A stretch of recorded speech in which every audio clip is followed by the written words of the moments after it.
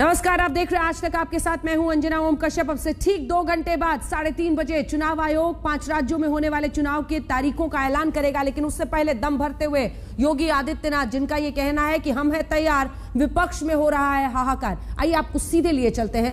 योगी आदित्यनाथ इस वक्त बोल रहे हैं। चाचा भतीजे में विवाद का कारण यही था, भाई बहन में विवाद का कारण ही यही है।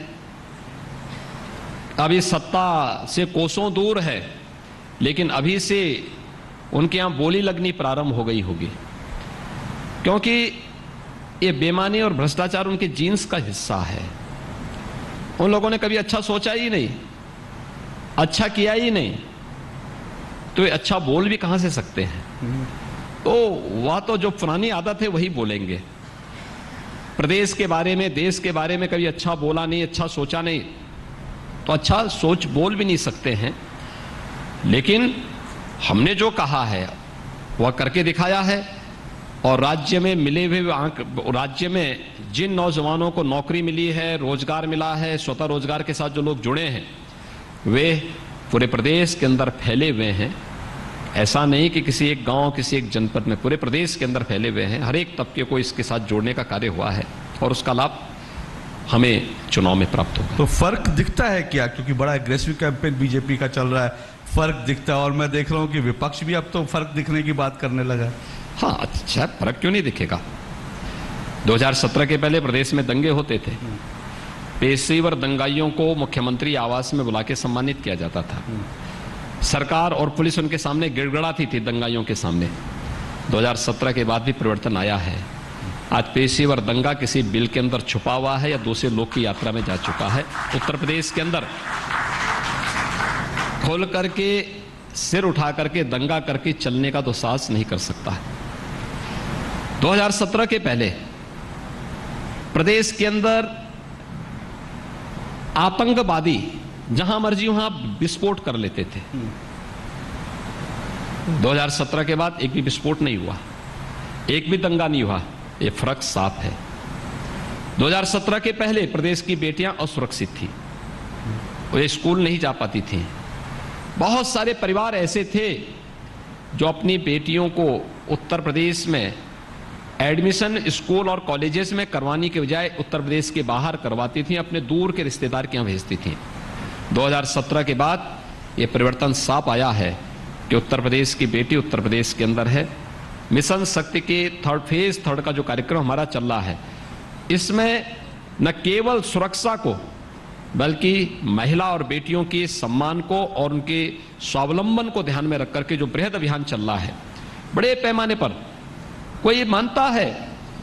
आज उत्तर प्रदेश के यूपी पुलिस की बात करूं मैं, 1947 से लेकर 2017 तक उत्तर प्रदेश पुलिस बल में जितनी महिला आरक्षी और महिला पुलिस अधिकारी थी, 2017 में, अब जब 2022 में हम आए हैं, तो इनकी संख्या 2017 से बढ़कर के 3 गुना अधिक हो गई है। यानी अतिरिक्त महिलाओं की भर्ती और उन्हें प्रोत्साहन करके पुलिस सेवा में लाया गया। ऐसे ही शिक्षकों की भर्ती में, ऐसे जीवन के क्षेत्र में। दूसरा, रोजगार का सृजन और कैसे स्वावलंबन का कार्यक्रम हुआ। उत्तर प्रदेश के अंदर 58,000 से अधिक ग्राम पंचायतें हैं। हर ग्राम पंचायत में बैंकिंग कॉरेस्पॉन्डेंट सखी, हर ग्राम पंचायत में बैंकिंग का सारा कार्य। अब वे बेटियां गांव के अंदर किसी बुजुर्ग को, किसी व्यक्ति को अपना पैसा जमा करना हो, पैसा निकालना हो, बैंकिंग कॉरेस्पॉन्डेंट सखी इस कार्य को संपन्न करेंगे। हर गांव में हम लोगों ने एक ग्राम सचिवालय का निर्माण कर दिया। यानी आश्चर्य होता था, हम राज्य स्तर पर सचिवालय बनाते थे, जनपद स्तर पर विकास भवन बनाते थे, लेकिन इस विकास के कार्य को जहां इंप्लीमेंट होना है वहां पर उसके लिए कोई भवन नहीं था। उत्तर प्रदेश के हर ग्राम पंचायत में एक ग्राम सचिवालय का निर्माण हुआ है। ग्राम सचिवालय के साथ एक बैंकिंग कॉरेस्पॉन्डेंट सखी जुड़ी है। ग्राम सचिवालय के साथ एक ग्राम सहायक जुड़ा हुआ है, जो गांव की योजना को बनाने में गांव के ग्राम प्रधान का सहयोग कर रहा है। वह कंप्यूटर के, हर एक ग्राम पंचायत में, ग्राम सचिवालय में कंप्यूटर लग चुके हैं। हमने ज्यादातर ग्राम पंचायतों को ऑप्टिकल फाइबर के साथ जोड़ करके तकनीक के साथ जोड़ने का कार्य किया है। गांव के हर व्यक्ति को गांव के अंदर ही सुविधा प्राप्त हो, उसको जाति प्रमाण पत्र, मूल निवास प्रमाण पत्र, आय प्रमाण पत्र लेना हो, गांव के ग्राम प्रधान को कोई विकास कार्य कराना है, एमबी के लिए उसको किसी एक एजेंसी का इंतजार नहीं करना पड़ेगा, बल्कि सरकार ने इम्पैनल्ड कर रखा है। सरकारी संस्थाओं के साथ साथ सरकारी नहीं है, निजी क्षेत्र के भी कुछ आर्किटेक्ट और कुछ सिविल इंजीनियर ऐसे होंगे जो आपको ये सेवाएं प्रदान करेंगे।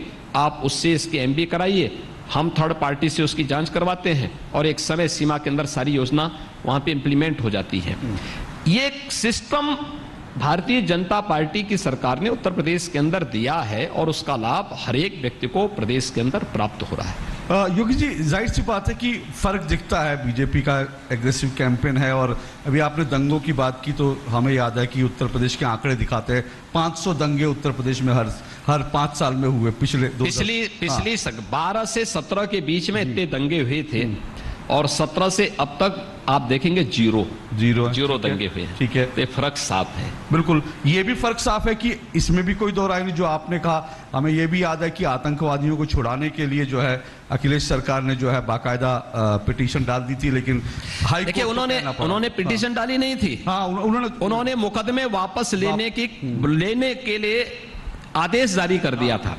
हाँ, हाई कोर्ट में एक सज्जन ने अपनी वहां पे PIL डाली और उसके माध्यम से कोर्ट से गुहार की कि आतंकवादी छूटेंगे तो कहीं कोई फूल तोड़े, पुष्प वर्षा नहीं करने वाले हैं, ये सब फिर बम विस्फोट करेंगे। क्योंकि इसमें 3 जगह तो ये थे, यानी लखनऊ, वाराणसी और अयोध्या, 3 जनपदों में तो कचहरियों पर भी हमले हुए थे। 2005 में अयोध्या में राम जन्मभूमि पर पहले हमला होता है, 2007 में काशी में संकट मोचन मंदिर पर हमला होता है, रामपुर में CRPF कैंप पर हमला होता है, अयोध्या, काशी और लखनऊ की कचहरियों पर भी हमला होता है। आस्था के साथ साथ सुरक्षा प्रतिष्ठानों पर और न्यायपालिका पर भी हमला हुआ था। उन आतंकवादियों के मुकदमों को अखिलेश सरकार वापस लेने की शरारत कर रही थी, जो तत्कालीन न्यायपालिका ने तत्कालीन समय में उस पर रोक लगाई थी। अन्यथा वे सभी आतंकवादियों के मुकदमे वापस हो गए होते, क्या स्थिति होती। गोरखपुर में सीरियल ब्लास्ट के लिए जिम्मेदार जो आतंकी थे, उनके भी मुकदमों को सरकार वापस ले रही थी।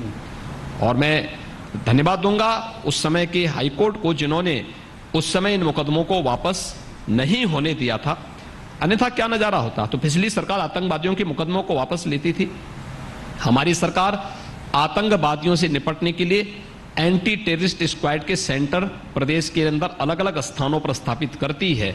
हम जीरो टॉलरेंस की नीति के साथ अपराधी और किसी भी प्रकार की एंटी सोशल और एंटी नेशनल एलिमेंट के साथ जीरो टॉलरेंस की नीति के साथ हमारी सरकार निपटती है, उनके खिलाफ कार्रवाई करती है।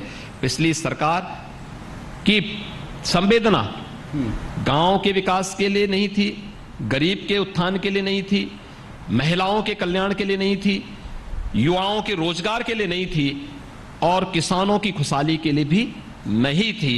उनकी संवेदना आतंकवादियों के प्रति थी, अब पेशेवर अपराधियों के प्रति थी।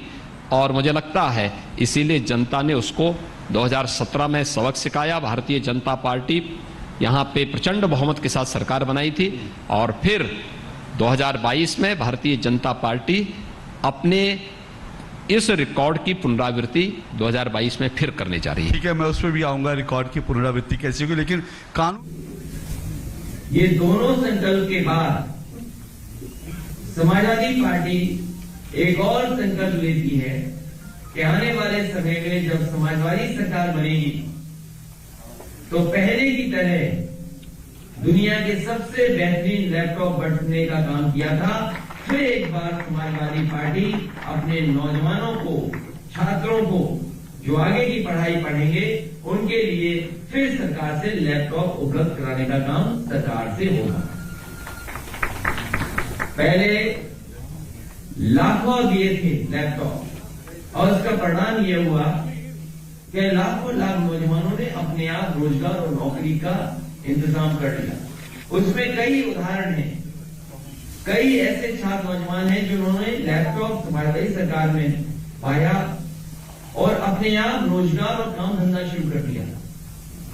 मुझे जब बांदा में जाने का मौका मिला था तो बांदा में एक नौजवान अपने आप उसी समाजवादी लैपटॉप से काम कर रहा था और रोजगार और अपने परिवार को चला रहा था।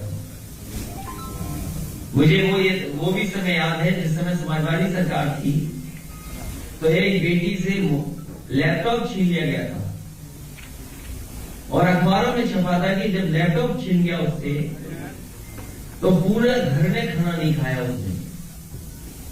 उसके बाद जब मुझे जानकारी हुई तो मैंने अलग से उसको लैपटॉप भिजवाने का काम किया था। अभी जब मैं मिर्जापुर गया था तो उस बेटी और परिवार से मैं मिला था। समाजवादी पार्टी के दिए हुए लैपटॉप आज भी चल रहे हैं, आज भी नौजवानों की मदद और नौजवानों को आगे बढ़ने का मौका दे रहे हैं। इसलिए दूसरा संकल्प समाजवादी पार्टी लेती है, आने वाले समय में सरकार बनने पर लैपटॉप छात्र नौजवानों को बांटने का काम सरकार करेगी और एक लोगों पे एफआईआर दर्ज कराएंगे नहीं।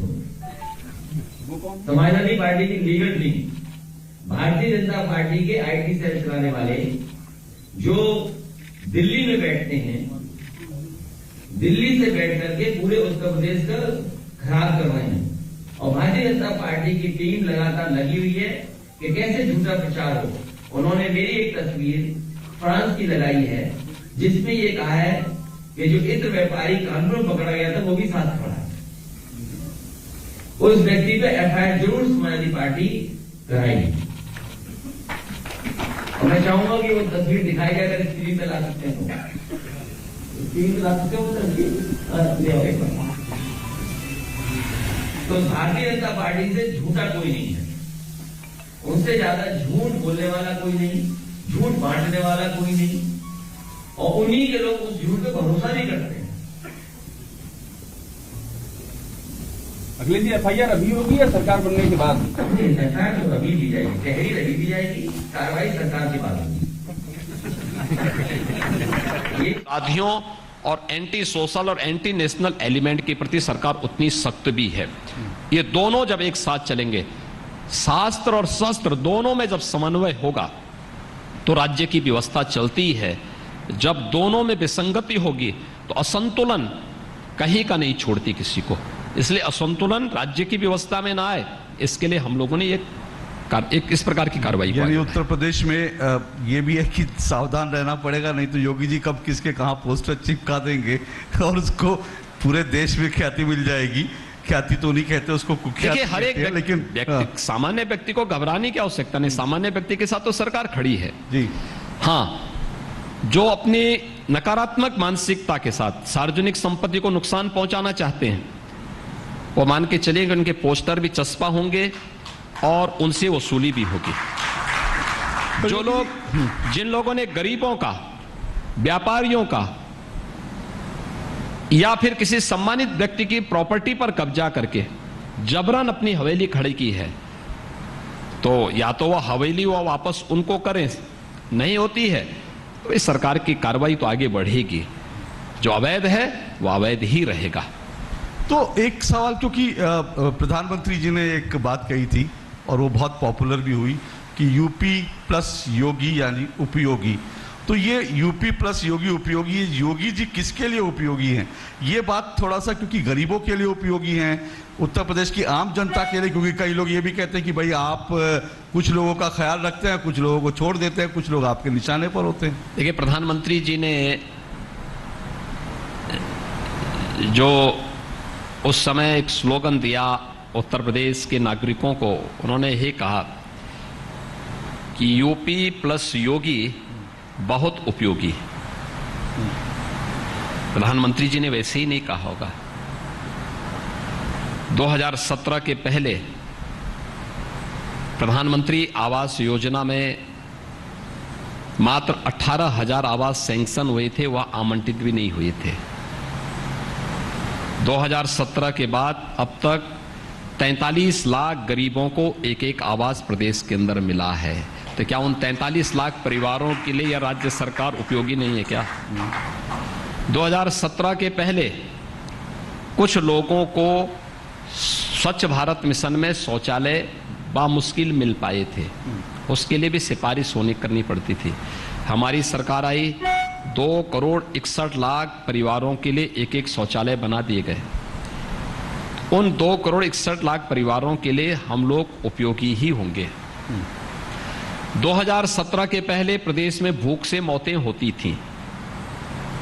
2017 के बाद 15 करोड़ गरीबों को फ्री में राशन की सुविधा और हर जरूरतमंदों को राशन की सुविधा प्रदेश के अंदर प्राप्त हो रही है। तो उन गरीबों के लिए जिनको आपदा के समय सरकार फ्री में राशन दे रही है, उनके लिए सरकार उपयोगी ही होगी। लगभग 1 घंटा 42 मिनट बचा है। आज 3:30 बजे इलेक्शन कमीशन चुनावी तारीखों का ऐलान करेगा। योगी आदित्यनाथ को आप सुन रहे थे, जो अपनी सरकार की उपलब्धियां गिना रहे थे। दरअसल प्रधानमंत्री नरेंद्र मोदी ने यूपी और योगी को जोड़कर कहा था यूपी के लिए उपयोगी है योगी, उसी की व्याख्या वो कर रहे थे। एक ब्रेक के लिए हम रुक रहे हैं। नॉन स्टॉप कवरेज जारी है, देखते